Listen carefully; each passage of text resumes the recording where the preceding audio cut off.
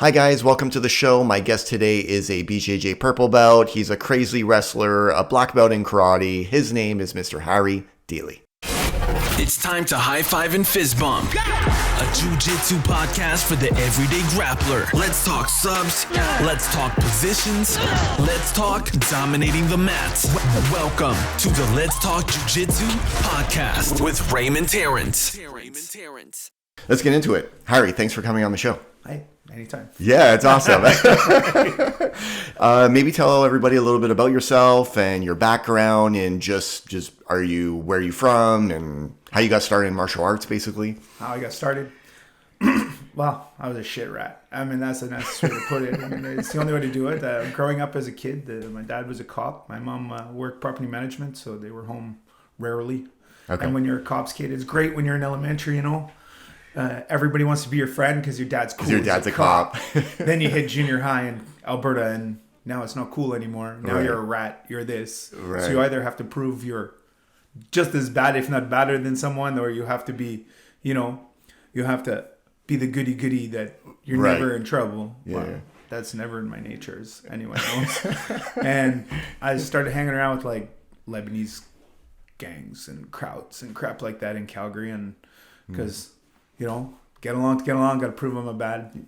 Yeah. And wrestling, actually got into it in grade 6. My gym teacher hung around with like the Hart brothers, the fake WWE guys. Okay. He was like trying to get me off the same path, and he's took me to, meet the Hart brothers, to meet Ross Hart, meet the Bret Hart, to meet Owen Hart and stuff like that at their gym, to be like, this is real Maple Leaf wrestling. And he was like really excited about it, and I was like, yeah, that's not my cup of tea. Right. So he's like, no, I'm introducing you to see this so, you'll see how I wrestle. His name is Doug Kelba. He's a principal at the high school where I graduated from now. This is in Calgary. This is in Calgary. Okay. Yeah. He graduated. He's now the principal of the high school that I went to. So I was just giggling about it when I heard. And I was like, okay, whatever, And he brought me into the wrestling room and then started bringing me to tournaments and introducing me to like the club wrestlers and, the Reg LaRock and Mitch ran the UFC Dinos, and Reg ran the Calgary Rebels. And then grade 7 I hit, and I'm no longer with Doug Kelba. I'm now like in the high school, and there was an amazing guy there, and he just really started pushing me, and he's like, now go club. Like, you're getting too good for high school, go club. And then when I went to club, so that's like transferring from like recreational to like competitive. Yeah, extremely competitive. Like okay. That's the Olympic. Like they push like the Montreal Wrestling Club. Like Victor. Okay. I mean, Reg was under Victor in the 1976 Olympics as a first alternate. Okay. So I mean, he was a very good wrestler. Wow. And he created multiple world champions, and even out of our room, he had world champions in the room when I was in Calgary, and he saved my ass. Okay. I went from being like hanging around with like a rougher crowd at that point to all I did was eat, live, breathe wrestling, football. There was no other thing other than that. I was still getting in trouble all the time and stuff like that. But did your dad push you to do wrestling? Like, was he encouraging for wrestling? My parents were very standoffish. Okay. Like, my parents demanded that I behave. My parents demanded this. Right. If not, there's consequences. But, sounds like my parents. Okay, Dad, you work nights, 12-hour shifts, and then you have court in the morning, so when you're not sleeping, you're working. Right. So you can say what you want. Parenting was more like those like high level like key phrases that you'd get from them. And my parents were in the same I think we're the same generation. I'm going to be 43. Yeah, I'm 45. There you go. It's the same thing. So growing up in the 80s, my dad worked a lot. Was the same situation. Come up clean. That's it. I'm coming home to tell you, clean your room or else. There you go. And everything was rough love. It's kind of how it goes. Do you find it that home situation helped you get into like be able to endure all those rough wrestling trainings and that competitive aspect? Or it makes you tougher because you have no choice. Right. I mean, it really does. I mean, when you're babied, and there's lots of kids I know that are babied, and they get hurt, that's it, they're done for a week. Right. Hey, I bumped my head. I mean, that's it, I gotta take a month off because I might have a concussion. Not hey, My coach, even when I had a broken rib, would be like, no, we're doing gut wrenches today. Get your butt back on the mat now. You're puking? Puke, get back on the mat. Let's go. And it was very old school, like wave teaching. And I think the parents were less involved also in the 80s, right? At all, 80s at and all, 90s. at all. They were the parents doing their would own just, thing. the parents drop you off and then they pick you up if they pick you up If afterwards. not, you take the bus or walk or your bike, Nice. or depending on how far it is, right? Right. How long did you wrestle for? I wrestled from, I started in grade 6, but club-wise, I started in grade 7, and I went till 23 years old. Wow. Okay. And at that point, it was me fighting with my girlfriend at the time because we're engaged, and the whole like crazy wildness that goes with that stuff. Early 20s, yeah. Early 20s, I mean, her parents were moving back here with Air Canada. Canadian Airlines got bought out by Air Canada, so they were shipping him back there. Okay. And she can't be too far from the umbilical cord, so it was like, gotcha. We're all going. That's it. And at first, I was excited about coming to Montreal. Montreal, right on. And then I was like, oh, fuck, I don't speak French. I could count to 10 and I could say, voulez-vous coucher avec moi? Yeah. That's all I knew when I moved here. So when I actually got here, it was like pure panic. I didn't know what the hell to do. The only thing I did know how to do is sports. Right. How old were you when you came here? 24. 24? Okay. Yeah, 24. And within that year, it was a lot. It was a divorce. It was going to university, having a kid, like moving 2,000 some odd kilometers from home. It was a lot all in one. And, wow. The only thing that stopped me from going crazy is one of my friends that I met that owns Slick Style Steel. He told me, come roll with us, because you did wrestling, come roll with us. And I was like, okay, I'll come roll. So he had like mats at his house, like Claudio and them do. And I was rolling with them and I was destroying them. And they're like, you're just too good. You actually have to get the hell out of here and go to a club. Go to a place where you're actually going to learn something. But right? how he did it is he invited a guy named Max Frello. He runs Heart and Soul Karate Gym. Runs a karate gym. Okay. So that's how I started Kyokushin at the same time as Jiu-Jitsu, because he'd bring me to help his Jiu-Jitsu guys roll better and fight better, because... So they were doing karate and jiu-jitsu. And jiu-jitsu in the same gym. And just trying to figure it out, and basically. They weren't trying to figure it out. They were with BTT. They were with... Serginho was teaching at the time. Okay. Before, I don't know what happened, he ended up going back to, and Fabio sent someone else there. Was it gi or no gi? It was gi. It was gi. It was gi, yeah. And no gi, of course. We did no gi because the wrestling part was what they were trying to use me more for. Okay. And in that case, then he started me karate. And I mean, he totally helped me out. I was financially poor as a mofo. Right. So before you know it, the Yannick Bergeron was like a guy that was introduced to me, and he was like, oh, wrestling, yes. And I was going out to Drummondville to teach wrestling all the time. Okay. With Martin Garmon especially, because, we were friends, and he was like, that's it. We're working the clubs together. Before you know it, we're always there. And that's how I got into amateur MMA. Okay. And I fought 3 times in there, and it was won the belt in 3 fights. Never made it past the first round. Right. And I was like, okay, why not try professional? Okay. Were you making money? I'm just curious. Not amateur at all. Oh, but not even before teaching. that, not even teaching, nothing. Okay. I did it out of my friends. I made friends, and okay. It gave me my getaway. It gave me my stress something relief. to do. It gave me, right. because too much crap going on in my life at that time. So I needed something like that. Okay. And before you know it, I fought professionally at the Bell Center, and that's when I figured out I'm too fucking old to fight MMA. Okay. At 30 years old is not the time you start fighting. Who did you fight at the time? Was it anybody that anybody would know? No one that I know, actually. Okay. I mean, my training partners were David Wiseau and Harry, and like other guys that either have their own school now, like Crow Training, or at TriStar, or in Drummondville, because Yannick Bergeron's an amazing kickboxing coach. He is really good. Okay. And he's in Quebec City now? He's in Drummondville. Okay. He runs it. It's a huge school. I mean, there's a lot of people that go there. It's actually pretty amazing. I started with them, and then I met the guy named Denis Cordero. He runs Kenrikai Karate out here in Canada. And he was like, oh, come check us out. And I thought karate was going to be a joke. I thought it was going to be like that. Oh, you can, Yeah. The fake. Yeah. He brought me in there, and no, it wasn't that at all. It was like, welcome to Kyokushin for real. Welcome to Kenrikai for real. And that was when you decided. So when you were done, I'm not saying done, but you had done a few MMA fights.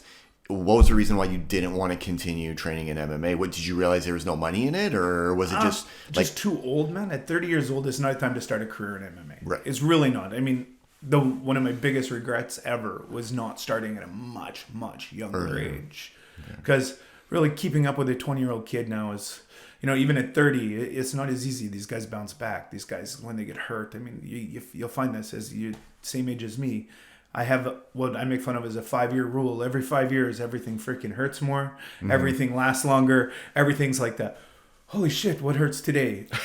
And I make fun of it at the same time because, I'd much rather have that kind of aches than fucking waking up from just laying in bed. From doing nothing. And saying, I'm sore. Oh, my sore neck. Oh, my sore back. But for what? For what? For nothing. What did I do yesterday? Nothing. I went to bed, Yeah. So it just reasoned it more in my head. Okay. And then when I got my black belt in karate at Kenry Kai, I'm like, I miss rolling. Like, I miss jiu-jitsu. I miss wrestling. Wrestling's not a sport you get out of and go back in when you're 40. Yeah, I was going to ask you about that transition from wrestling to karate when you're a little older. Because karate obviously is, especially the style of karate that you did, it was Shotokan karate? No, it was Kenry Kai. Kenry Kai karate. Okay. Oyama split into 2 sections. Matsu Oyama sent Soshu and over down to U.S. to New York. Mm-hmm. That's where the first introduced Japanese karate in North America. Mm-hmm. Was from Matsu Oyama, who sent Soshu here. Mm-hmm. Soshu started a school called Oyama Karate. Oyama Karate went big, but politics and whatever else, and a little bit of drinking here, a little bit of drinking there, and politics, more politics than anything else. The brother came over and they got into a fight about the school, and they were splitting the school with the 2 Oyamas. And at that point, all the guys that have been training for years are like, screw this, we don't agree with your crap, you guys, we can do this all ourselves. And they started Kyokushin. Right. And Hanshi Manny at the time was like, Manny Mateus was like, no, we don't agree with your style 100%. So they started creating Kenry Kai. And Kenry Kai is, before, when it first split, was like, you can grab 1 second. Okay. And then it went from grabbing 1 second to you can hook with your hand and knee someone or pull someone into a punch or into an elbow. So it's Kyokushin with some small adaptations to it, right? Exactly what it is. Okay. But I mean, and different katas, same movements, different katas, how they're put together. Okay. Again, more politics, like you start your own school. I like the idea of this. I'll take the idea of this, take an idea of this, and put it together. Which I think was what a lot of karate schools, like I have a black belt in karate. I got in 1998. I was 18 years old when I got my black belt. I started training when I was very young. Again, very old school mentality. 100 push-ups on our knuckles every class. This is when I was like 9 years old. Like, he didn't care. It was very rough around the edges. Sparring was on tiles. We didn't have a matted JoJo. Like, it was very rough in the bottom of the community center. Smelled moldy. And I was there for years and years and years and years. But he's a product of that, was teaching us Kyokushin, but he had modified some things along the way. And it was only later on in life that I realized that what I was learning through him wasn't pure Kyokushin, because I went afterwards to a pure Kyokushin school later on when I was in my late 20s, just to see if I was interested to get back into training karate full time. And I realized what they were doing wasn't what we were doing in the 80s and 90s. So that means that he got a black belt in Kyokushin, he opened his own school, and then decided to tweak some things that he thought maybe were better or politics. Whatnot. So, that's what it comes down to, is politics. I'm telling you, I say it to this day, politics in karate and in martial arts in general, but in karate it really breaks, in most cases that I've seen, breaks apart relationships and really divides people. And I can go through numerous examples of that over the years where it divided black belts, it divided students. Oh, for sure. It's sad. Yeah, it's rough. And I think maybe the lack of federations or too many people meddling into other people's business, or is it a money thing? I think it's a mixture of all of it. The problem with most of it is egos. Yeah. Because trying to create a balance now more so than ever. I mean, in any sport, especially fighting sports, creating the balance of the average Joe who brings their whole family to train, and like that's where the money is. Yeah, you're not paying. Those guys are paying you every week, no matter what. Whether their kids suck, whether their kids are good, whether the dad is good, or whether dad's. They don't care. It doesn't matter. No. They just pay to learn. High competitive athletes is such a small number that you can't base your dojo or base your training on those specific people. Yeah, because it's not even the 1%, right? That's it. It's not even the 1%. So you can't focus your whole dojo on everyone's going to be a world champion in this room. Where when I grew up, even wrestling was everyone's going to be a world champion. I don't care how hard I have to bust you, break you, rebuild you. Everyone here is going to be. Yeah, and maybe it was the mentality of the school owner or the head coach realized that if I do that to everyone, one person is going to come out of that bunch. But if I don't do it to everyone, I might not find that one person. So I need to do that rigorous training to weed out the people that don't have that potential. But someone probably out of the bunch is going to shine, and that's the person who is going to be that guy, right? But that's where business comes into play too. Exactly, that's the problem with it, is because they don't pay the bills. That 1% does not pay your bills. Not at all. And then you lose people over that, right? That hard training. Even Fabio going to stand in someone's corner, he's making money off that. But how many people out of how many people in all the dojos that he runs are professional fighters like that? Exactly. Yeah. I've never seen anything like it before. Because you have to really learn to balance relationships and business at this point more than you're going to be a world champion, you're going to be this, you're going to be that, because your chances of being a world champion at 45 years old are really low. And to be honest, it's so irrelevant in karate. Like, if we were to think back and start naming world champions in karate, we couldn't name people. Andy Hook. Okay, you named one. It's like, what? Right away. What are you talking about, man? No, but like there's a fair amount of amazing people. The problem with it is that how many people know about it if you're not in the sport? Exactly. I mean, how many amazing jiu-jitsu guys do you know if you weren't in the sport? Yeah, it's just names. I mean, throwing the names up you have here, Renzo Gracie, Henzo Gracie, or any one of them. I mean, the problem is that unless you're really merged into it, you don't understand it. And nowadays, they don't teach history anymore. Yeah. I mean, they really don't teach history anymore. Like, because they're getting away from the traditional and moving more towards, generic classes. And then people who want to be exceptional have to go the extra mile. Right.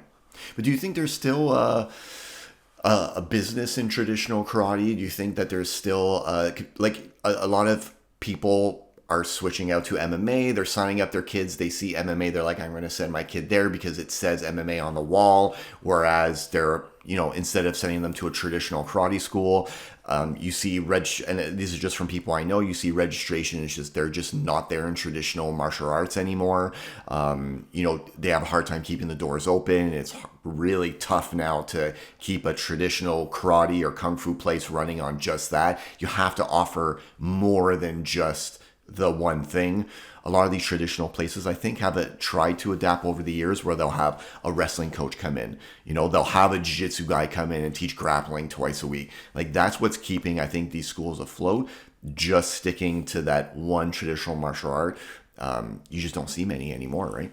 Well, you see it less and less. Less and less, right? I mean, I know tons of Kyokushin schools that only teach Kyokushin. Yeah. The problem is that I've never met an MMA fighter who's tried Kyokushin and said that they're pussies. They're like, that's crazy. That's harder than MMA. Yeah. Taking the beating, the legs, the body, still being able to take a kick to the head and knee to the face. Yeah. It's not an easy sport. Yeah. The problem is that it's one-sided. It's one-sided. It's very babied down. The problem is more traditional doesn't work anymore. Parents don't want to see their kids traditional. They don't want to see their kids doing push-ups on a floor. They think it's cruel when they're doing push-ups on a hardwood floor. Oh, they have a mat, it's okay.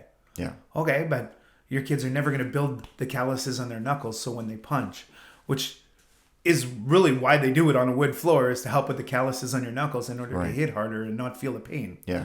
The best business model I've ever seen has to be karate sportif. You don't have to know the sport. We're just going to teach it. We're going to tell you that you're here to learn how to fight and how to better yourself. And yet, if I really put you in the ring or put you with someone who's trained, it's not good. It's funny because I was having this conversation with, I don't remember who this week. I was talking about my son. He's going to be 5.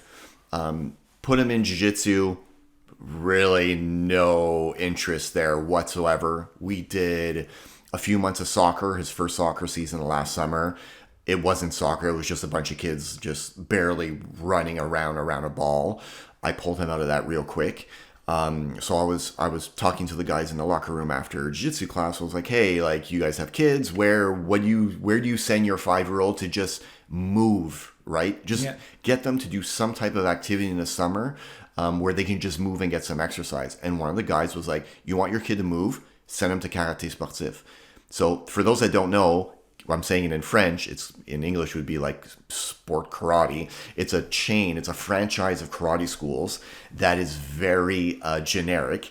It's basically kids change color gis, they change belts every like month, they get stripes on their belt literally all the time, and they do all these little things to keep kids stimulated in the program. It's a business model because they make money off of all these. Every time a kid changes or gets a diploma or this and that, $1,000 for a black belt. Yeah. You can have a 12-year-old with a third dan. Yes. So they also have really young kids getting black belts also that they call junior black belts until they reach a certain age, and then they get I guess what they call a regular black belt. I don't know. But one of the guys at the gym was like, you want your kid to move, send him there. Because at least he'll get an exercise in. Don't think about the karate aspect. You just want your kid to move. So they're not teaching really how to fight. Or how to, like, there is no karate model there other than you get to kick a pad. You get to punch a pad. Yeah. And again, I think there are very few parents who are sending their kids into martial arts saying, like, I want him to be a fighter, or even I want him to learn how to defend himself. I think most parents just want to send their kids somewhere just to But that's not a good way to even look at any combat sports. Right. Well, it depends what you're preaching as a school too. You know what I mean? I mean, the truth is what a good sport does, what a good organized karate, jiu-jitsu, all this stuff. What it really does is help discipline, self-discipline. Right. I think it is more effective to teach them something that they had to work hard at to earn. Mm-hmm. You know, not just something my paycheck can buy my kid and say my kid's a double black belt. Yeah. You're right. Your kid gets to move. Your kid gets to run around a room. He gets to kick a pad and pretend that he's doing something. Right. The problem is that in reality... What is he getting out of that something? In reality, what's he getting out of it? I mean, he's going to go outside thinking that he learned how to kick and punch till he finds someone who can kick and punch. Yeah, so I'll give the example. So I've been coaching soccer for many years.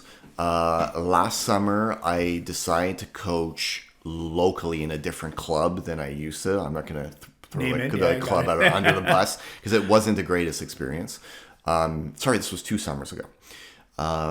And one of the girls so I was training goalkeepers because I played goalkeeper for a long time in soccer. So I said, I'll do a summer. I'll do twice a week, 2 evenings. It was an hour. It was pretty good money, actually. And I didn't want to commit to taking on a full team and coach an entire summer. And then you're not home on evenings and weekends because you're doing 3 games a week. I've got like young kids. It just didn't make sense. One of the girls that was doing the goalkeeping course, she was a black belt at Karate Sportif. Okay. So just for the fun of it, I was like, oh, okay, well, show me a front kick. And I was naming all the kicks in Japanese. Like, show me a maiguri, show me a yokoguri, and like all this stuff. And she was still training at Karate Sportif. And she told me she was a junior black belt. And it was insane what I saw. Again, I'm just giving one example of one kid. It could be an outlier or whatever. Yeah. But from what I told, that's pretty much the norm there. Again, I've seen their classes. I haven't seen their classes, so I can't be too judgmental. Okay. I went in there, and we have one in Vaudreuil. Okay. The owner does not like me because I said something at Hugo Sport about what a joke karate that is. Like, it's not karate. Okay. It's actually just a business model. And that's what it is. Okay. It's a direct business model. Mm-hmm. They don't have to teach you something. I mean, I could take a bunch of kids, throw them in a room and let them roll around and play king of the mat, and we can pretend that they know how to wrestle. Right. It doesn't work that way. But you know what, that guy makes money hand over fist. I give him credit. That's something that most of our dojos that actually are pure don't have. Yeah. You know what I mean? Like, Yeah. you have so many people coming in, so many people doing this. Like, you don't come to BTT and think that, now I'm going to be a world champion. I mean, it's a lot of work. You get in that room and there's people in that room that humble you. I don't care how good you think you are. They will humble you. Yeah. Yeah. I think that business model, I think there's a business, right? There are parents who want to put their kids in that type of school, maybe because they just don't know anything else, right? And they, it's big, it's flashy. Some people like the bragging rights, let's be honest. You want to brag that your kid's a Some black belt. do, some do. And again, I don't know how, these franchises work. I've never been to a class. I only know what I hear. But there are, all that to say, there are still some very traditional schools that are holding strong, that have some talent. There aren't many, but there are a few, and one of them is where you come from, right? Yeah. I don't know what his official title is. Dini Shihan Cordero, Dini, yeah. Right? And you went back to karate when you were a little older, right? I was much older. I started at 30 again. At 30, right? Like, everything just kind of recircled back, and that's why I was like, at first it's like, oh, katas, it's dancing. It's like, there's no value to it at all. Right. But you learn actually when you do it properly, the value that's included in it. Your legs hurt, your muscles hurt, everything hurts by the time you're done. Right. And you stuck through it. How long did it take you to get all the way to your black belt? 10 years. 10 years. 10 years from white to black. But I mean, I came in already fighting, like coming straight from MMA. You had a base. They weren't scared. I mean, at first, I made fun of it a lot. Denis would take me to a tournament or something, and he would pull off my white belt or blue belt and give me a green belt, and I'd fight black belt. Just not the sandbag. Just not to be like... Well, that's respectful, right? Like, yeah. And then the minute I walk off the mat, off comes the green belt and back goes on the white or blue belt, Right. Because he's like, because I go in, I fight, I'm not scared. And, yeah, but that's a good instructor also. He knows that you have a background already. You're just going to go in. If you went against a guy that, just because you have a white belt on your waist, if you went against other white belts, it'd be a bad day for them, right? Yeah. And no one's learning anything. So he's a good instructor to be like, hey, you want to do a tournament, fine. But you have a white belt around your waist, but you're way capable of more based on your background. So let's nudge you up, right? Let's make it a more even playing field for everybody, right? Yeah. But you did well in competition in karate? Okay. Never anything phenomenal. I just wasn't, again, I just got to the age where, like I said, you just wanted to too do something. Old, right? Too old. And it's not that I can't fight, because I can fight. I choose that, why do I have to go and hurt myself and have to go to work the next day? And then I have to pick up my kids and deal with my kids. And that's where it becomes harder at an older age, because you have other responsibilities outside of training. Already you miss a lot of these opportunities with your family because you're in the gym as much as you are. Yeah. I mean, at one point I was doing karate 6 days a week, between teaching and doing and all this stuff. And then I got to the point where it drove me crazy that after I got my black belt, I was like, okay, I need off. I need a break. Yeah. I need time, and I need to, okay, what's my next step? Yeah. So it's funny that you say that. I did the exact same thing when I got my black belt in jiu-jitsu, which was end of 2022. I do this thing that I preach. I've done this all through jiu-jitsu. I don't remember doing very much in karate, but in jiu-jitsu every year I would take 2 weeks straight off. And that was outside of injury. If I'm injured, it doesn't count. Every year I take 2 weeks straight, whether I like it or not. Most of the time I hated it, right? I wanted to be at class, but I take 2 weeks off, and I call it my reset. And I would do a mental reset. Why am I still here? Yeah. Why am I what I need like a refresher. I need to just take a break and be like, okay, jiu-jitsu is great. I love jiu-jitsu, but there are other things in life than jiu-jitsu. Let's take it. There is. there is. Let's take a little break. Let's recenter ourselves and go back and start again. And I did that every year. At black, I took over a month off when I got my black, because then I was like, what am I doing now? And it's not because I'm the best at jiu-jitsu and because I got a black belt, like I'm done. There's so many things, just like, it's just starting at black belt. Your mentality at first is, my goal to obtain is a black belt. Exactly. And then by the time you get there and you're like, okay, I got there. And now what? Now what? Exactly. I had to take that time to kind of be, okay, so what am I focusing on now? Am I going to compete? Do I want to focus more on teaching? Do I want to take on more responsibility as an instructor in my club? Do I want to do my own thing? I thought about starting like a competitive team. Where am I going with this? I just needed something, right? And, I've always done jiu-jitsu. It wasn't for the belts. I loved the challenge. It was way rougher than karate, than what I did in karate. Just because I was older. So I think it was just physically tougher on me. I was able to take a lot of punishment, when I was in my teens in karate. I think if I were to do karate at the same time I was doing jiu-jitsu, I'd probably be living the same physical pain.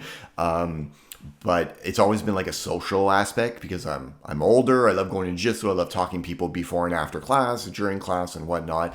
But that wanting to learn and knowing that there was a belt coming at some point in time a few years away, it was still a goal, right? Yeah. All my focus wasn't on a belt, but I just knew that with hard work and dedication I was going to get better and something was coming down the line, right? It was going to suck possibly less the more I went through. And then black happened and I was like, hey, I need to figure out what my plan is now, right? So that's when you really start learning, in all honesty. Oh my God. That's when your mind actually blows up, because it's like your first was to learn the technique just to get to black belt. Yeah. Now, as a black belt, you now have to incorporate it and find a way to not only give it back to other people that are training with you, like to learn and to whatever else, but at the same time, learn a concept so well that you can, you don't even think about it. It just happens. It just happens. Yeah. Yeah. I think competition is something that I really wanted to focus on moving forward. It's how to go about it and how much time do I want to dedicate. I'm like you. I've got a full-time job. I can't go 3 times a day. I'm not going to be, again, I'm about to say I'm not going to be world champion. That's not the goal of mine, to be world champion. If it happens, it's perfect. If it happens, why not? But I mean, to be able to dedicate that much time, knowing that would be the goal, I don't think I have that time. So I think I need more realistic objectives that I'm still trying to figure out now. But you're not doing. Are you still doing karate now, or I teach on Tuesdays? Okay, nice. I still teach. I keep my foot in because I'm gonna go for my second dan. My plan is for my second dan and my brown belt. In jiu-jitsu. Yeah. So the only way that I could separate it in between two is I need to keep my feet in the door, and my karate family is amazing. Those, I cannot say anything bad. They have their politics like everywhere else. Yep.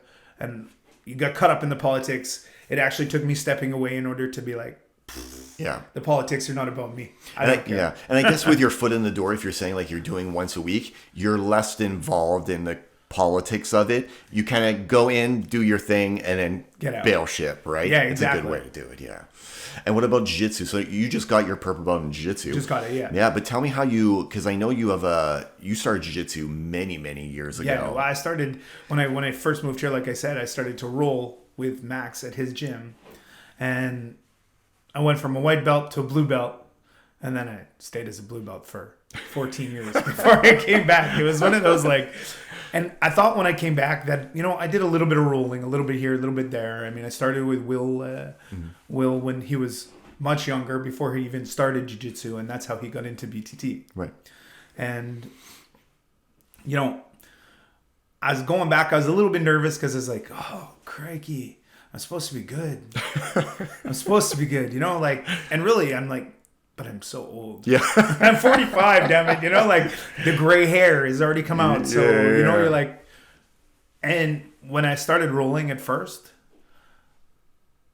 I was like, oh, okay, I can handle my own. I'm like, I don't feel so bad. So now I'm just like, my goal is get my black belt in jiu-jitsu, get my black belt, keep my second dan in karate. Yeah.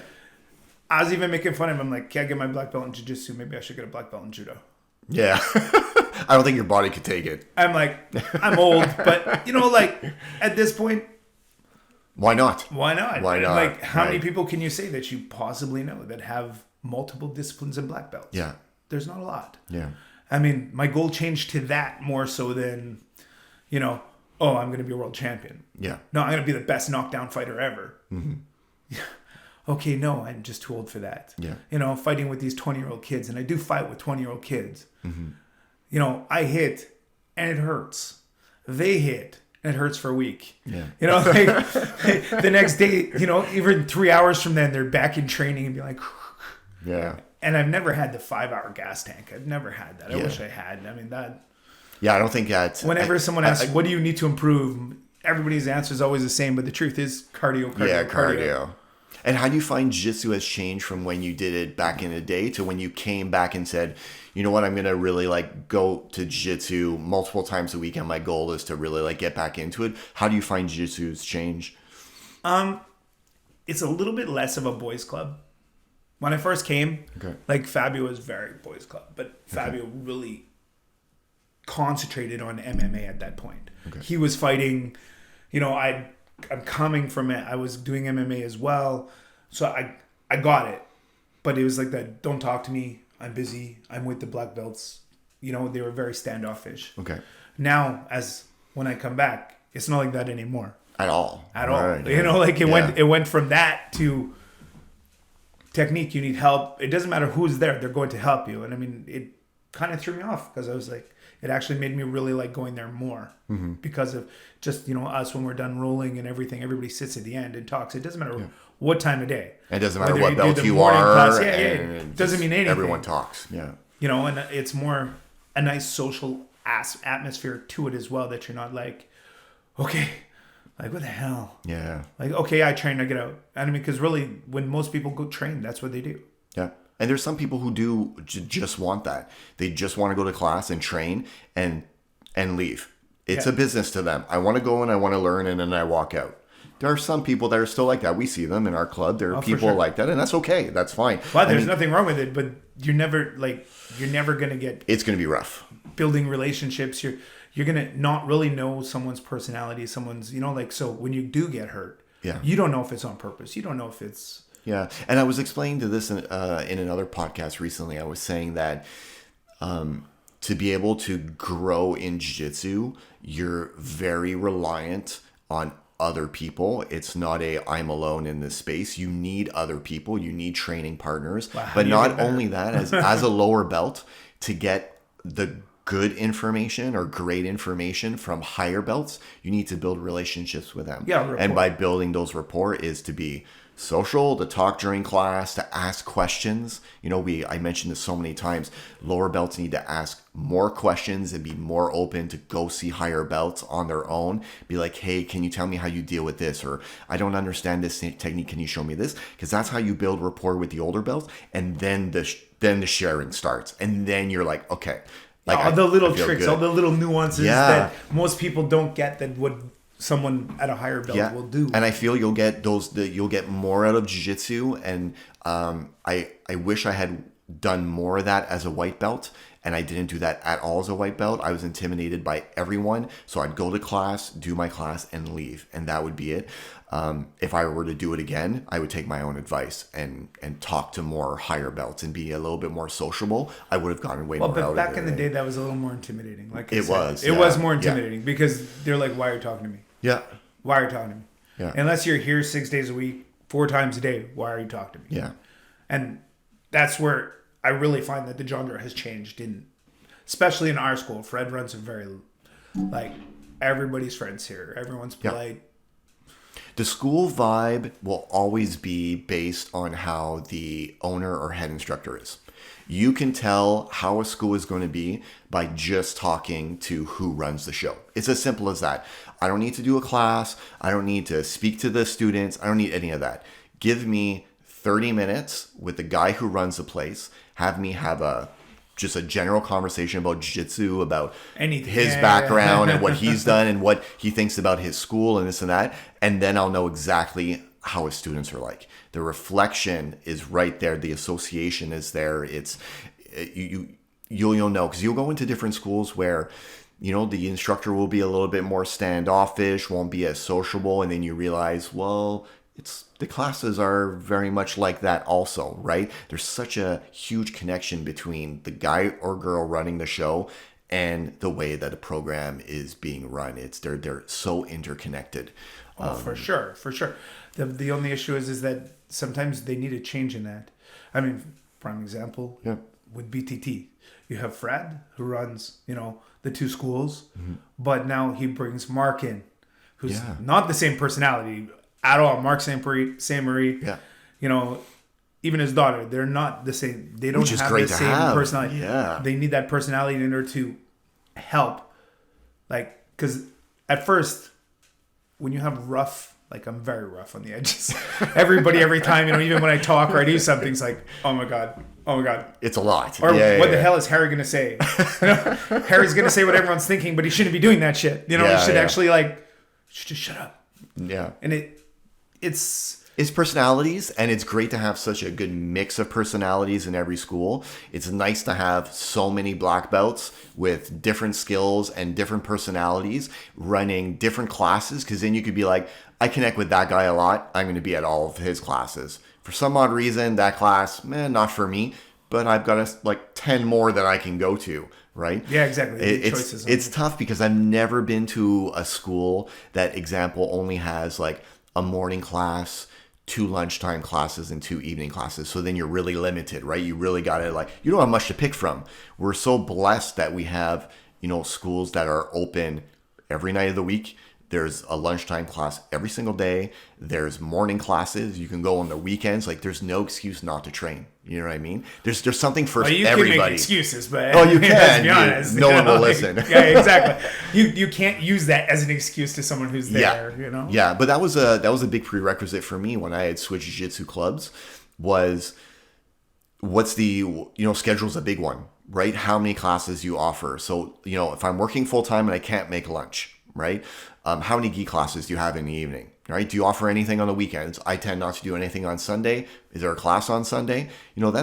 Schedule is a big thing for people when you're looking for a new school or looking for a school.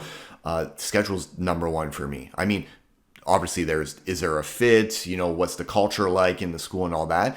But I mean, scheduling is big. It's depending on what your life is. If you're a student and you're free to train whenever you want, it's a little different. But for most people, whether you work nights, days, there you go. You can wrap yourself around that. I think less and less schools have that limited availability where it's they only have 2 classes in the evening or whatnot. I think most schools offer a wide variety, but it depends on if the owner changed it over to.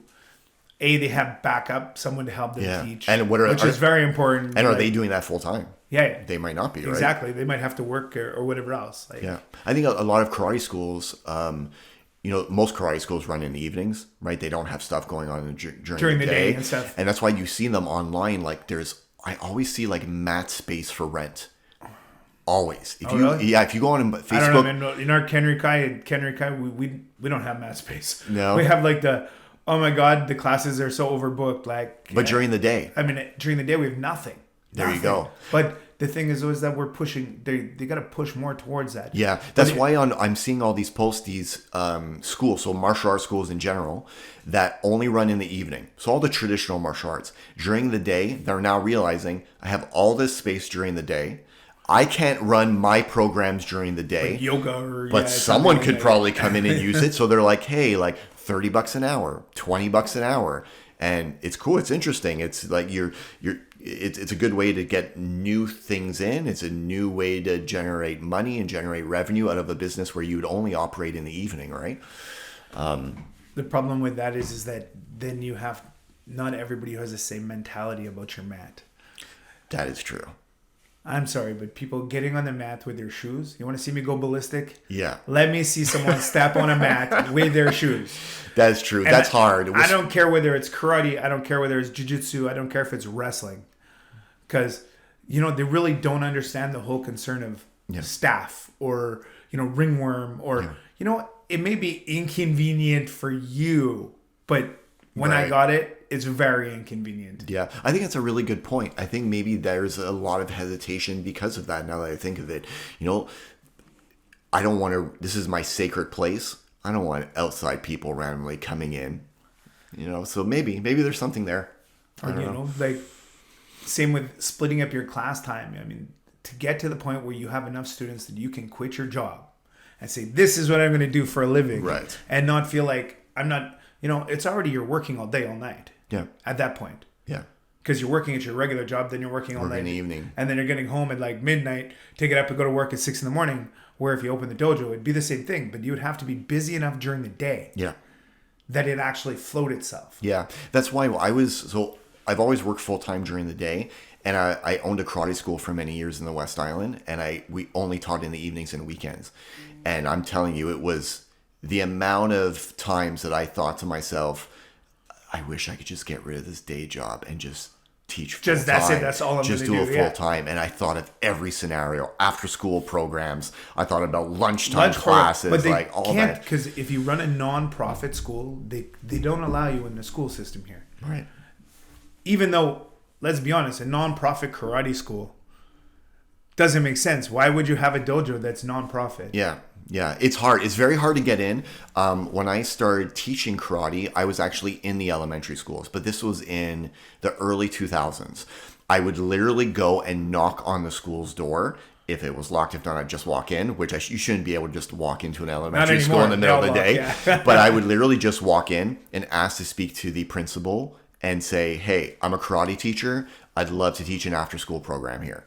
And I had 3 schools where every afternoon I would go in and I would do an after school. I'd have 10, 20 students. I'd charge a fee per student and I was making ridiculous money. It was ridiculous. Now, much different. You have to, instead of dealing with the individual schools, you got to go through the school board, right? They're always telling you to go through the school board. I think there's something there. I'm in that industry right now of education and working with camps and all that stuff. And schools are in dire need of those programs right now and nobody's offering them, so you could easily get in.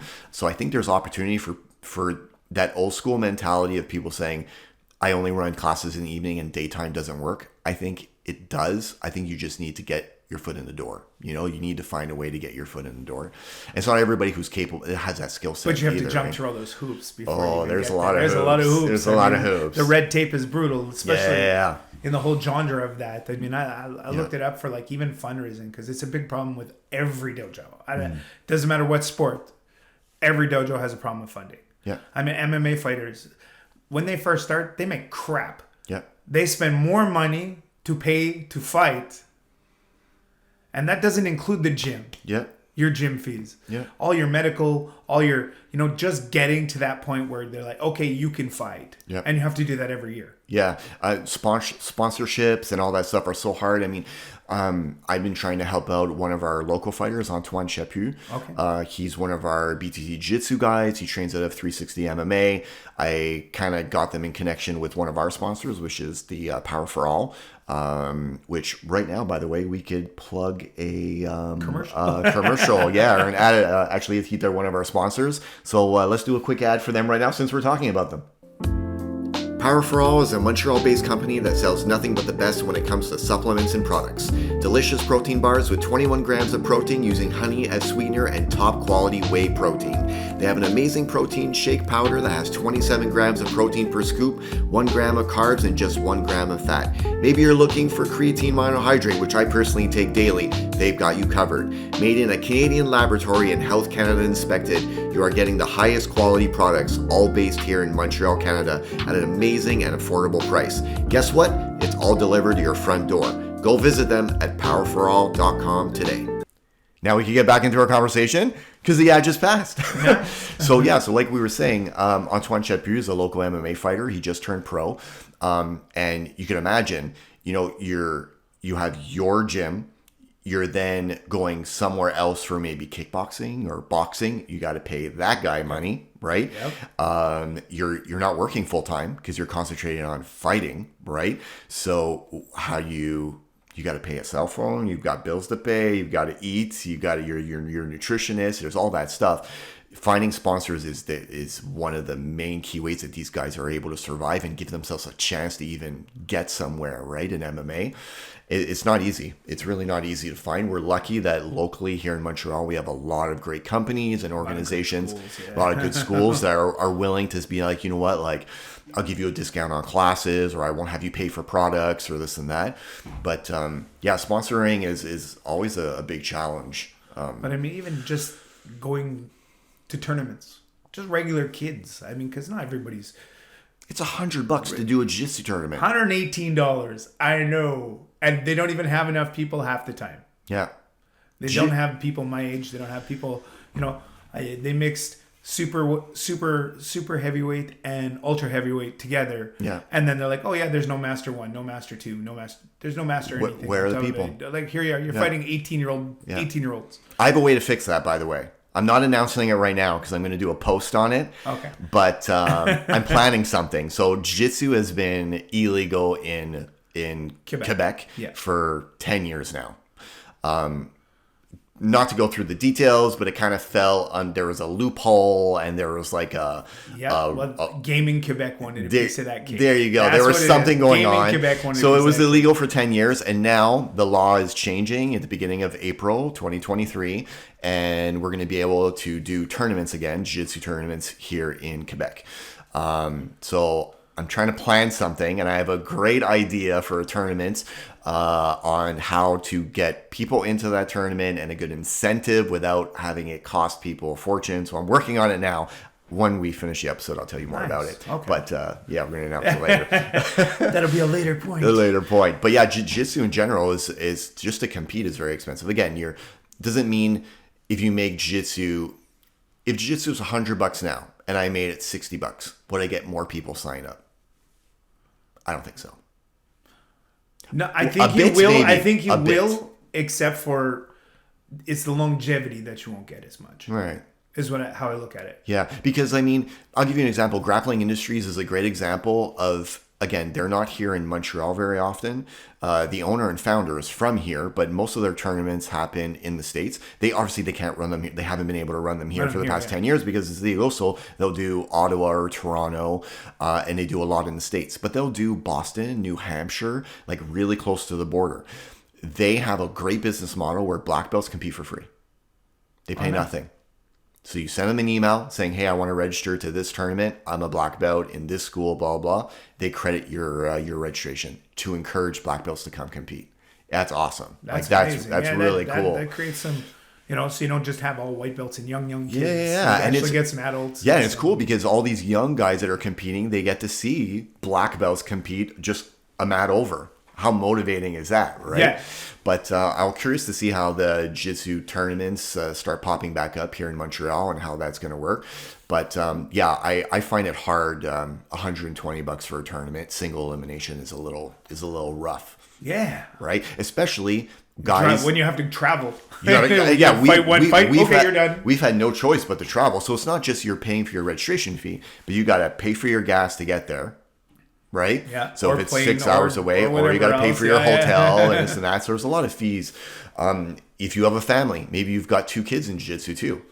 We were talking to the guys. Well, I got to pay for my 2 kids too. So now it's costing me $350 just in registration fees. Yeah. That has nothing to do with travel, has nothing to do with feeding. Has nothing to do with, yeah. So I don't know if there's a way to get it cheaper. I have thoughts on that. But as a team, there is. Like, people are fucking lazy. Is a nice way to put it. Like, they're lazy because you could go to Maxi or to Pharmaprix or Loblaws or whatever you want. Go to them. They actually let you bag groceries as long as you're a team.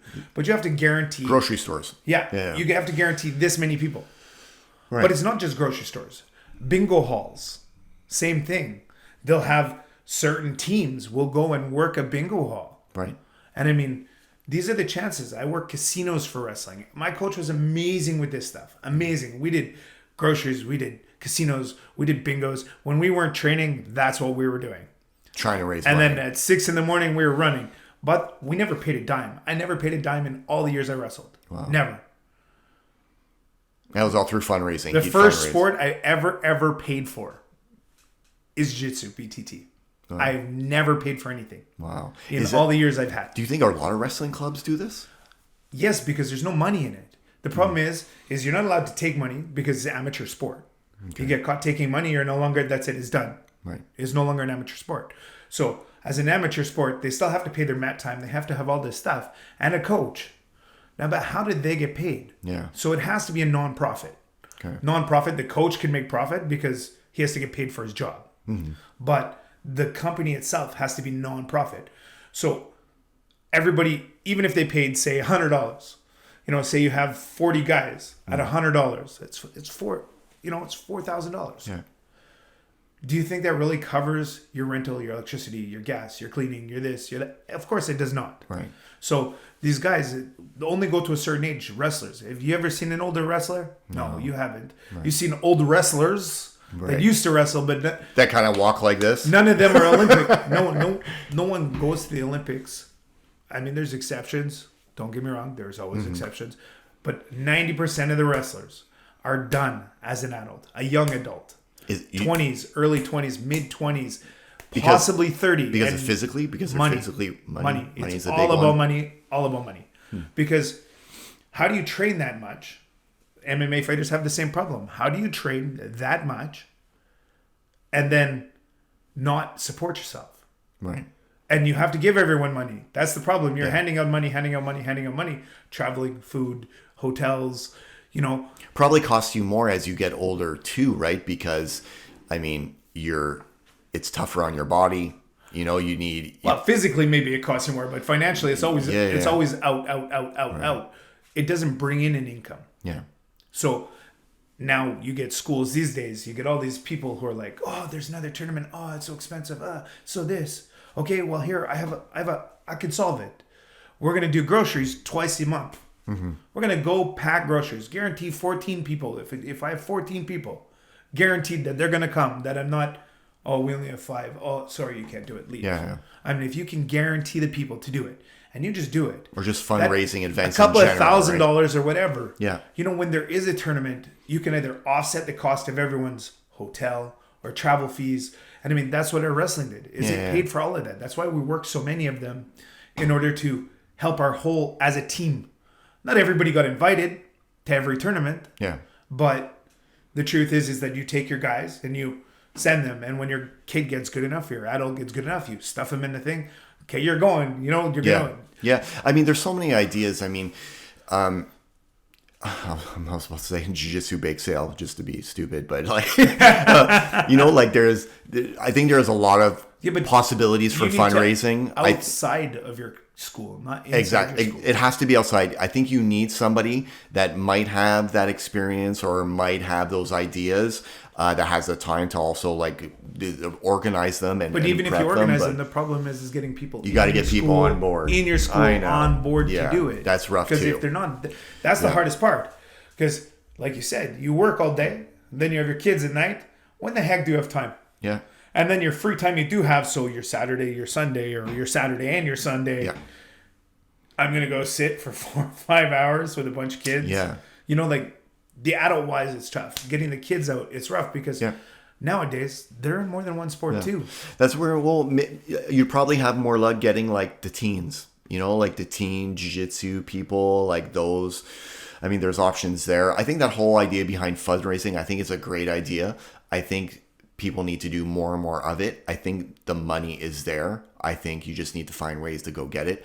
And you need someone to dedicate their time of thinking about those ideas and planning it and organizing and creating it. Yes. Yeah. 100%. I think that's what it is. Yeah. So call me for Raymond Terrence fundraising consulting. I'll come up with ideas for you. Don't worry. Yeah. So now at jiu-jitsu, you're a purple belt. How are you finding your roles now? Do you find it going better, going worse? Is everything going downhill? You know what? It's very hard to tell. My body feels like it's going downhill. Okay. I'm not going to lie. The body feels like we're going downhill. Okay. I never complained about being in so much pain in my whole life until, you hurt your neck, that's it. Then it's the shoulders, then I tore a bicep, and it was just like, it's one thing after another. Right. How are you doing off of your back being a wrestler? So now how is jiu-jitsu off of your back? It was very uncomfortable. I'm not going to lie. It was very uncomfortable at first. Very, very. And I'm still much better smash and pass. Anybody who rolls with me will tell you that Yeah. I can move my hips. I can move my weight. I have a good wrestling base, you know. Yeah. Stand up with me and no problem. I'm going to I hate that pass that you do. It's so frustrating. Harry does this pass where you have a half guard and he crosses his arms and holds on to your gi pants and then gator rolls you around and then passes your guard. I don't know if that technique actually has a name, but I hate that pass. I work it off the knee weave. yeah, it's so good. It's such a great pass, but well, because no one's gonna let you grab their gi. Like no one lets you grab a collar. Do you know if I got to the knee weave in your collar, then I'm gonna pass. I'm gonna roll sideways, and it's gonna be a fight. There's gonna be a scramble somewhere. Yeah. Where if you think, oh, he's on my legs, whatever, you're a little bit more relaxed. That's the time to, okay, no problem. Yeah, you actually just gave everybody a great lesson that I literally tell all white belts, and I also told a white belt on Wednesday night. He's like, I don't understand. He's like, I don't know what to do when someone grabs collar sleeve on me, what to do. And it's, well, don't let someone grab your collar. Like, don't do it. That should be the first thing we should be thinking about is your problem is not what do I do when that happens. It's you shouldn't let that happen in the first place, right? Yeah. But so working off your back is getting a little better now, I guess. Well, I mean, it goes in waves. The worst part is you get to a point in your jiu-jitsu where you're like, fuck, I'm not getting better. Yeah. I feel like I'm getting worse. I'm getting tapped out more. Because really, the one thing about this sport is it's very humbling. You better learn to freaking tap. You better, otherwise you're going to have way more injuries. You're going to have way more, like, what's the point? Yeah. For your partner even, what's the point? I mean, if you want to do it right, do it right. But at the same time, know your limits. Yeah. Know that, being on my back now, I'm getting more comfortable, but it's a lot of practice. I mean, it's a lot.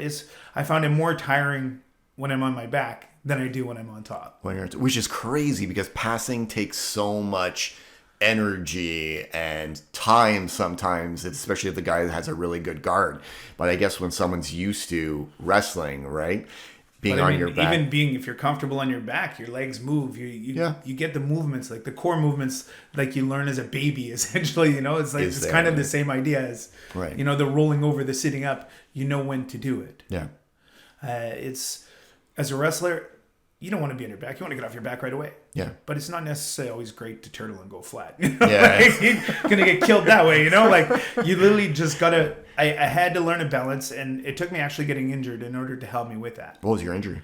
I tore my bicep, and then in jiu-jitsu. In wrestling. Okay. In wrestling, I shot a high crotch guy, pulled his leg back, pulled my arm back at the same time, and it just went snap in the middle of my bicep. You felt it right away. You knew. Oh, I knew right away. Right away, it was done. A big hole in my arm and the whole shebang right off the seconds. That's how old were you when this happened? 44. Really? Yes. Like we're talking last year. This. Oh event. wow. Okay. And it really forced me. Fred really started to push me to get on my back more because my shoulders started to hurt because the tendons falling in front of your shoulder, like all the stupid politics that go with your body too. It's the same. Okay, this connected to this, does this. Did you get it reattached? I didn't have to because it's muscle. I didn't pull the tendons. It was straight muscle. Okay. That tore. And with that, it's supposed to grow back according to a doctor. Okay. If it was a tendon, I'd have to go for an operation. Did you physio and... Physio is like weightlifting, and I really lightweight. Never weightlift. Okay. I do what Fred tells me to do. I take the 5 pound, and I look like a wuss. Okay. I mean, it's amazing how you can get a big ass 235 pound guy and pick a 5 pound weight up and look like a little girl. Right. And it feels good now, a year later, like it's back to normal? Or? It's not back to normal at all. Okay. But it changed my role. Right. And I mean, a lot of people I've talked to said the same thing. It took them getting injured. Yeah. In order to explore another aspect of their jiu-jitsu to make them better. Yeah. Yeah, we just had a brown belt on saying the exact same thing. He got wrist locked. And when he got wrist locked, it developed a whole new part of his game that he never even realized that, he could possibly develop, all because he wasn't able to use his arm anymore. Yeah. So, yeah. I mean, that's what it came out to. And really, the hardest part about training is when you hit those plateaus, when you don't feel you're getting better, nothing's changing. Yeah. And then you really see it when you try with someone that you've never rolled with before, and then you're like, okay. Okay, maybe it is changing. It's just everyone around me is adapting to my style as well as I'm adapting to their style, and things start to even out when they start to adapt to your style. Yeah. then I make fun of it because a lot of jiu-jitsu guys will skip around people because they don't like the style that they do. Because they know they're going to get smashed by them, yeah. Well, that's what it is. I mean, I could do great against 3 other black belts, but there's this one black belt who always has my number just because the styles don't match. Right? Yeah, exactly. Yeah. And their style the problem solving isn't there yet, right? I'm trying to do this, he's trying to do that, and we're just clashing, right? And I think at all belts you have that.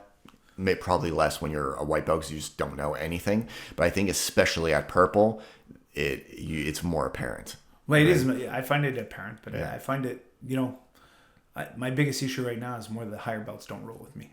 Oh yeah? Yeah, there's only a couple. Okay. I mean, there's I could say out of the 20 that I know we have, there's maybe 5 that do. That's awesome. Everyone else skips around me. That's awesome. I've said this multiple times since we started this podcast many years ago. I could go through the story over and over and over. As a purple belt, I would literally stand in line and I would stare down the line of all the higher belts as they were starting to pick, and I'd stare at them in their face because no one would pick me. Very few people. I'm not saying no one. There were people that picked me, but very few picked me. Now, that could be for a multitude of reasons, but I would have to step out of the line and look down the line just to hopefully get one of them be like, okay, Ray, I caught you staring like I'm grabbing you. I had the exact same problem at purple, and I realized later on it was a great problem to have. It means that you're doing something right, you're doing something scary, and it's intimidating to other people. Eventually, it'll change. Yeah, it'll happen. But it kind of sucks because you're like, I want those high level rolls, right? Well, that's how you learn. That's how you roll learn. with people I who are want better those than guys. you. That's how you get. Yeah, it's good because you're calling them out now. This is awesome. I love it. I used to do it all the time. It got to the point where I would step out of the lineup and I would verbally say, and I'm pretty sure Fred didn't like this very much. He never said anything, but I'm pretty sure he didn't like it. I respect him for not being like, Ray, shut up. But I would step out of the line and say, just waiting for a black belt to pick me. Waiting for anybody, and man, it would piss some people off. I'm sure I pissed some people off along the way, but again, that didn't last forever. It was just a small stint at purple. I had like a few tricks up my sleeve that no one was doing, and people hadn't figured out a solution to them yet, and it would just be annoying to get caught in them. Like I had this stupid baseball bat choke that I would catch everybody in, and like, minus wrist locks. Yeah, and nobody was doing it. And then when people would catch on to the baseball choke with just the hands, I started doing the baseball from the bottom with the lapel instead. And people were like, oh, I hate you for that also. So like I didn't set myself up well to accommodate people because I like those little tricks at purple, those little YouTube clips I would see and turn them into my own. And people would hate me. You know what I mean? And that's fine. You know what I mean? I was trying to learn along the way also. But I think you're a super sociable guy. Everyone gets along with you.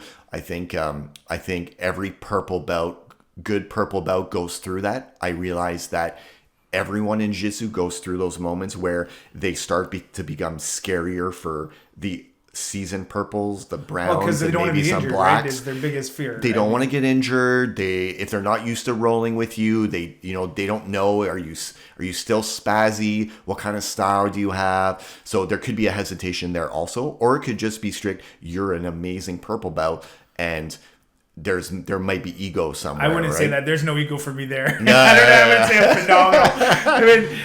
But there are. I'm not a crappy purple belt, but I'm not a phenomenal purple belt. But you're my good. Wrestling helps huge. Yeah, but again, that's something that you need to take to heart too. You're a good purple belt because of your wrestling. You know what I mean? And it's scary to go. We roll together all the time, and when I roll with you, it's like, I always pull guard. I'm like, screw this guy. I'm playing in his game. Fuck him. If he wants to try to pass, he's not passing. Screw these guys. And you do the stupid gator roll, and then you pass my guard.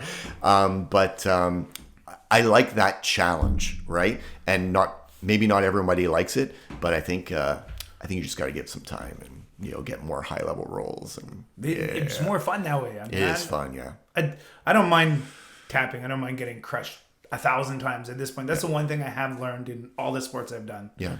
You're going to fail way more than you're going to win. Yeah. And the only way you become a winner is to fail. Yeah. That's, there's no other way to look at it other than that. Yeah. did a tournament in Ottawa a couple of weeks ago, and How'd I that was go? up 3 advantages to nothing in the last minute. There's no coaches, there's no nothing, so I don't know how much time is left. My back was turned to the clock, and the guy caught me in a loop choke. And instead of fighting it, because I was like, oh, okay, got it. It's not really in tight. Okay. But I'm not going to sit here for 2 minutes while he's choking me. Like, Right. sooner or later, I'm going to have to tap. Okay, I'll tap. Get up, look at the clock, and go, fuck. 25 seconds left. I totally could have fought that for 25 seconds.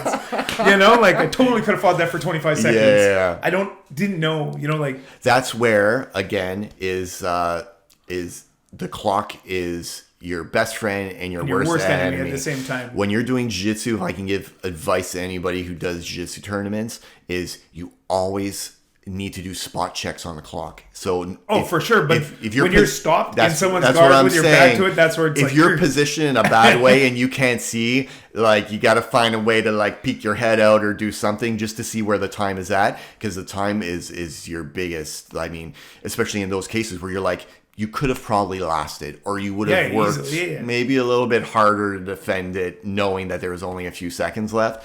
But the clock sucks.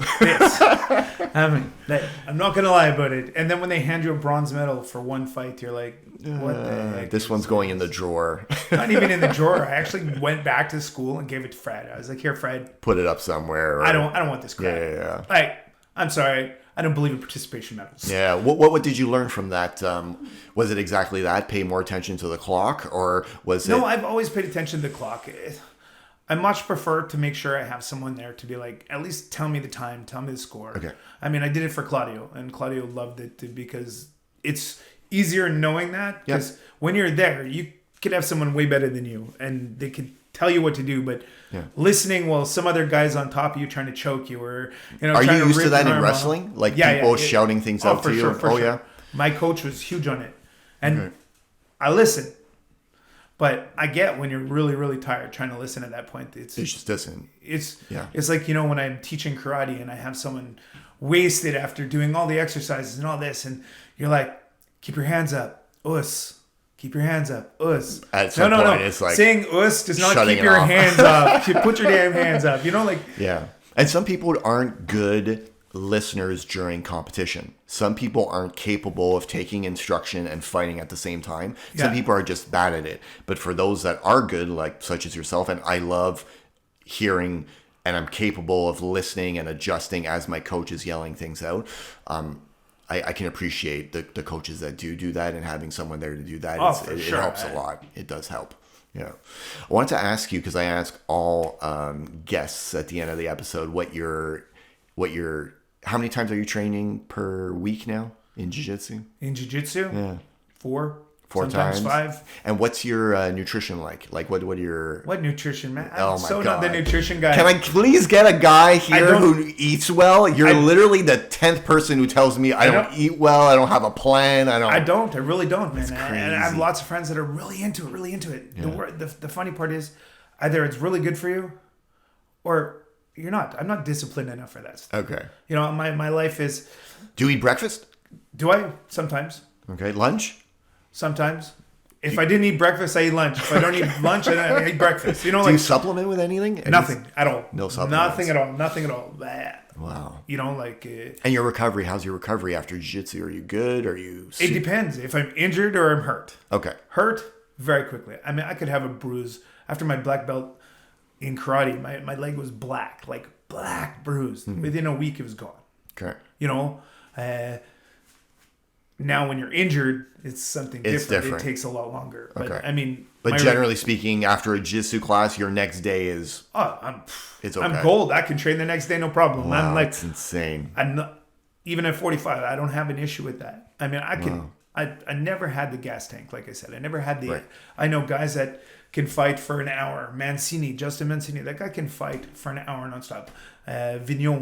Steve Vignon, that guy has the best gas tank I've ever seen in my life. I've seen him fight 20 rounds in a row. And after 2 rounds, I'm like, okay, I just need 2 minutes, 5 minutes. And then I'll get back in. You have to fight at least someone else in between me and them, because I need that. But these guys, they have gas tanks that go forever. Yeah. Faraz TriStar, same thing. That guy has a gas tank. I've never seen it. It's crazy the amount of guys that I speak to that are in their 30s and 40s who train jiu-jitsu, and I ask them about nutrition. That I don't do anything. Yeah. In my head, I can't believe it. I'm not on a regimen, but I'm very careful of what I eat. I try to supplement. And it's all about recovery. It's all being able to do jiu-jitsu multiple times in a week and getting up the next day. And I'm telling you, I'm determined now that I'm not training the right way right now, because literally the next day and the day after, I usually take a day in between trainings. That next day, I am toast, man. Physically, I'm toast. And I supplement. I eat very well. I'm hydrated. I drink almost 4 liters of water per day. And I have a guy coming on the show he's a fitness expert. He's a coach. He's a nutritionist. He's coming on the show next week. I need to have a conversation with him. Here, I drink alcohol. There you go. I'm losing my mind. The other night we went to the comedy club when Jamie Mancini was doing the comedy club. Yeah. There's, Claudio and Kevin were there, and here I am eating nachos, drinking beer. I'm like, that's more like, I can't believe it. It's all about being happy. I really find that being happy is what helps me recover a lot more than, All right, I'm going to take your advice. I'm going to train tonight, go crazy, and I'm going to maybe have a bottle of wine and be happy while I'm drinking it and see how my next day is. I'm telling you, alcohol is a little bit harder the next day now as I get older. Right. But I mean, 1 glass, 2 glass. I mean, most of the time now, I switched off the alcohol because I drank a lot before, and I was trying to slow it all down because you pack on weight with alcohol. That's a fact. Yeah, you pack on weight, and it makes you slower. I'm already a big boy, right? So I mean, I went to edibles. I tried, guess I took edibles, crashed, wake up the next day, no hangover, no nothing, and you're like, good as gold. Let's train again. How about before jiu-jitsu? Jiu-jitsu, nothing. I work it my day, man. Like, cause I'm talking about edibles before jiu-jitsu. No, never. Never? Drugs and fighting don't go together. I don't care what anyone says. I know people who do it. Mm-hmm. I don't agree with it at all. Okay. The truth is that if something actually happens and you're not, all your capabilities are not there, mental clarity, stuff like that, and you get hurt, or you can really, really get hurt because you're choking someone and they're freaking not tapping because they're a little bit high and they're like, you put them to sleep. I mean, if you really don't pay attention, I mean, we all pay really good attention about, whoa, okay, I know. Yeah. I feel them sag in my body, I'll let them go. And that's the one thing I really like about this sport. But some idiot gets high and does it, choke someone out or gets choked out. I have that mindset, or I don't know what would happen if under that state.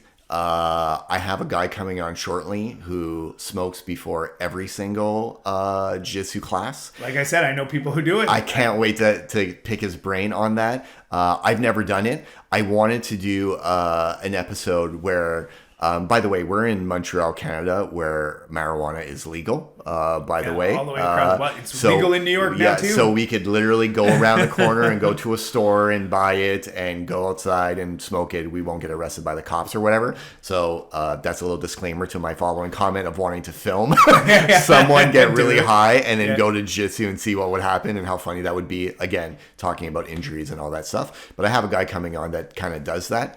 But I find it really interesting. Your eating habits, you don't supplement, and you're still kind of going strong in jiu-jitsu. And you're following the same thing that I'm being told by multiple guests who are all around the same age and everything. So I'm doing something wrong. Basically what I'm saying. Well, it's not that you're doing it wrong. It's just different. That's it. You look at this, the best way I look at this, okay, is that you have 90-year-old people to 100-year-old people that in their whole life, all they've ever done is drank and smoked. Yeah. Drank and smoked. That's all they ever did. You got a vegan who only, my body is a temple, and they die at fucking 40. You never know. Do you think it really matters what you, like, at the end of the day? You could be walking across the street, a car could come out, and no, but even living to old age. Yeah. I mean, really, it does. We know that smoking causes cancer. Fact. Not everybody gets cancer because everybody has cancer in their body, so it doesn't get activated just because you smoke. Right. So it just really depends. I believe 100% when it's your time, it's your time. For training purposes, you want to be healthy, live healthy. It's not going to help you recover. It doesn't help you recover any faster. Yeah. I mean, you doing supplements, and I mean, they help when you're young and you're building and everything's being built. Yeah. But as an older adult, what effects do you get? I mean, you could have the post-fight or whatever, the post to help you rebuild your carbohydrates and building muscle with their vitamins and stuff like that. Yeah. I agree. They probably do help. Especially those right there, the Power for All ones. Power for All, our sponsor. Yeah, keep going. Right. Okay, good. But, I get that it does help. Yeah. But for me, I'm not disciplined enough for that. Yeah. Me personally. Right. Because, do I have a protein drink or do I have Ryan 7? I know it sounds dumb, but it's like no, it's that's the way you live, and everyone lives their way, right? Yeah. So I mean, I don't know, I have tons of friends that are really highly into supplements all the time. Yeah. I don't see them having any more beneficial effects than me. Yeah. And you're spending your money in different ways also, right? Because supplements are expensive overall, except for Power for All. I don't know. But supplements in general are quite expensive. But thanks for being on the show. Anytime. I appreciate it. And you're welcome anytime. And I'm curious maybe to get a follow-up on your next tournament. Are you planning to register in another one? Mastermind. I'm a Mastermind. There you go, Mastermind. What do you call it? In Ottawa. Hawkesbury, right? Which ADCC's in Ottawa the same weekend or the weekend before. In May, right? In April. Okay. April 18th, I think, is the one that's in. You'll have to practice your gator roll on me. That's what I'll roll. Right. You've been listening to Let's Talk Jiu-Jitsu with Raymond Terrence. Go follow us on Facebook and Instagram. And don't forget to subscribe to our YouTube page. Turn on notifications and press that like button. Thanks for listening, and we'll see you on the mats.